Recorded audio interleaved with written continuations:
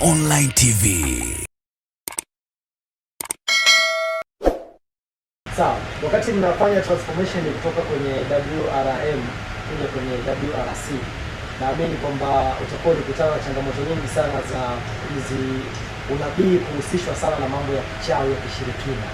Hiyo kitu unapambana nayo vipi mpaka leo? Hainipi pressure sana, na ndio maana naendelea. Nimependa swali lako, ni nzuri sana. Katika unabii kuna watu ambao kwa sababu ya kuwa nitumie ni ignorance, uelewa mdogo, elimu ya kutosha ni ndogo, wamekuwa wakidhani mtu anapotoa unabii labda kuna namna fulani ya usawa na uchawi, kwamba anajuaje huyu mtu.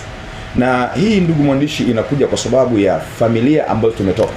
Familia nyingi za Kiafrika tunazaliwa na ilizi viunoni. Sio kama zinatoka kitumboni, lakini unazaliwa tu tayari unavishwa ilizi kiunoni, kwenye kwapa unaambiwa ni ulinzi. Kwa hiyo tukawa tunaaminishwa kwamba waganga wa kienyeji labda na utabiri wao na unajimu wao au na kupiga zile nyanga, basi wao labda ndio kazi halisi wanayo, labda ndio wao wanaweza kila kitu, pasipo kujua kwamba wale wanatumiwa na shetani, ni mawakala tu. Lakini mwasisi wa unabii ni Mungu mwenyewe. Nabii wa kwanza ni Mungu mwenyewe. Sasa ninapokuja kuambiwa kwamba labda prophet anatumia nguvu za giza au kuna uchawi ndani kwenye unabii, hainipi shida, kwa sababu hata Yesu mwenyewe kwenye kitabu cha Mathayo sura ya 12 alipotoa pepo ndani ya mtu, maandiko yanasema Mafarisayo na baadhi ya waandishi wakasema kwamba huyu hatoi pepo kwa uwezo wa Mungu, bali anatoa pepo kwa mkuu wa pepo Beelzebuli. Na Yesu akawaambia, kama ninatoa pepo kwa mkuu wa pepo Beelzebuli au ibilisi, shetani mwenyewe, na wana wenu wanatoa pepo kwa nani?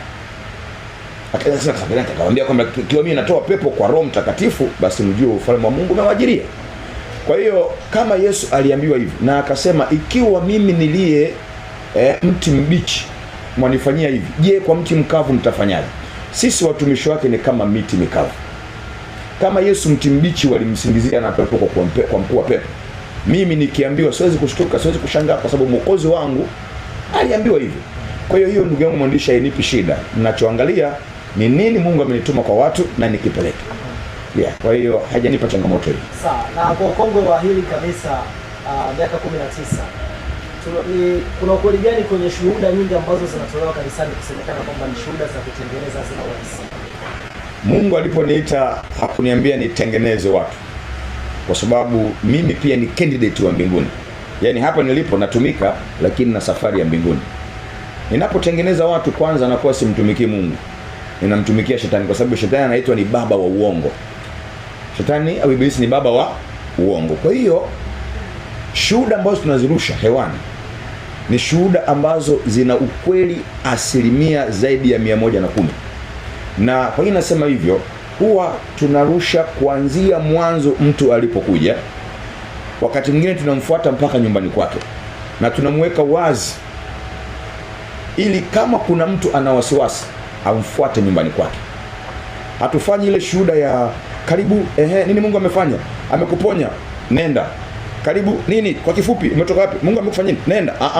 Tunarusha shuhuda kwa marefu na mapana yake, ili kila mtu asikie, mwenye ufahamu aweze kugundua kwamba kwa maelezo haya ni kweli. Hanyimwi taarifa kwa mtendewa, lakini pia hatuwazuii wale waliotendewa kujieleza huko nje, kwa sababu tunaishi nao huko mitaani. Kwa hiyo shuhuda zetu hatutengenezi, zina ukweli asilimia zaidi ya 110, na tunawaruhusu hata waandishi wengine kuwafuata waliotendewa, kwenda kuwauliza uhalisia wa kile ambacho wamekipata kivule matendo yake. Make your day right. Gilly Bonny Online TV. Kupata habari mpya na kwa haraka kila siku, usisahau kusubscribe kisha like na comment. Gilly Bonny Online TV.